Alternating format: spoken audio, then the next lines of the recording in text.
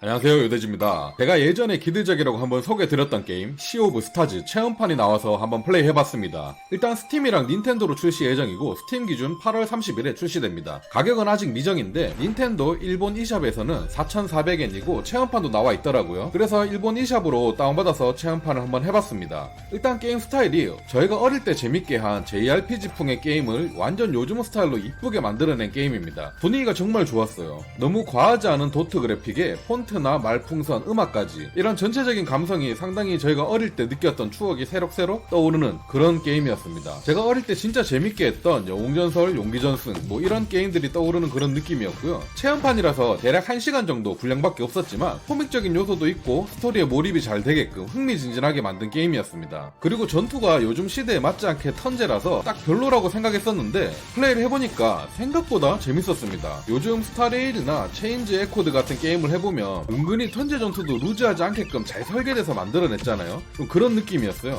보통 요새는 좀 턴제 전투는 시간을 너무 많이 잡아먹고 느리기 때문에 선호하지 않는 편인데 나름 전투 도중에 조작도 있고 스킬 쓰거나 할 때 전략적인 면도 있었으며 죽는 개념이 없어서 체력이 다 달아서 리타이어 되더라도 한 턴이나 두 턴 지나면 다시 일어나는 그런 방식이었습니다. 그래서 웬만하면 전멸할 일은 없었어요. 다만 전투 난이도는 일반 JRPG 치고는 좀 높은 편이었거든요. 적들 공격력도 세더라고요. 그래서 아이템을 적극 활용하면서 플레이하게끔 되어 있었습니다. 그래서 음식 같은 아이템을 활용해야 되기 때문에 낚시나 요리 같은 요런 컨텐츠를 열심히 하게 되더라고요. 이런 컨텐츠의 선순환이 상당히 좋다고 생각되었습니다.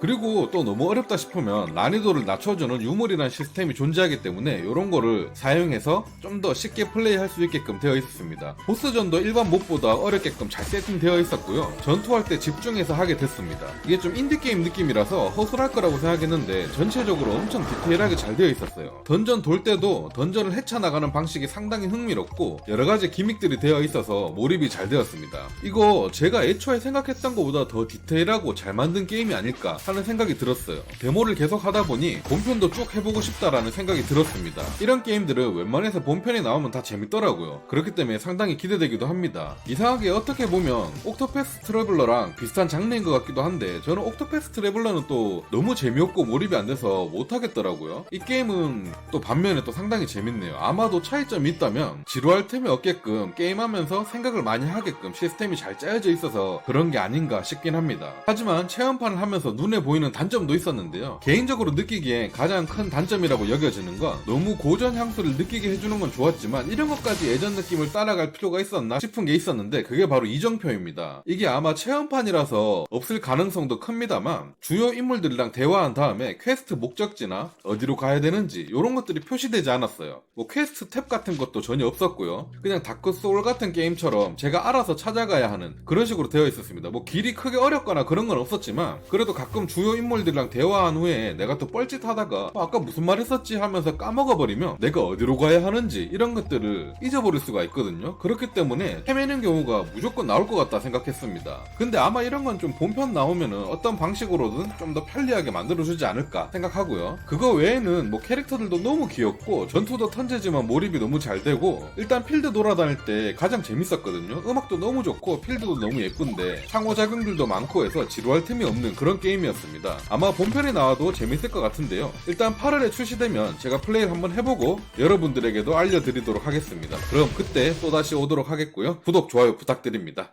감사합니다.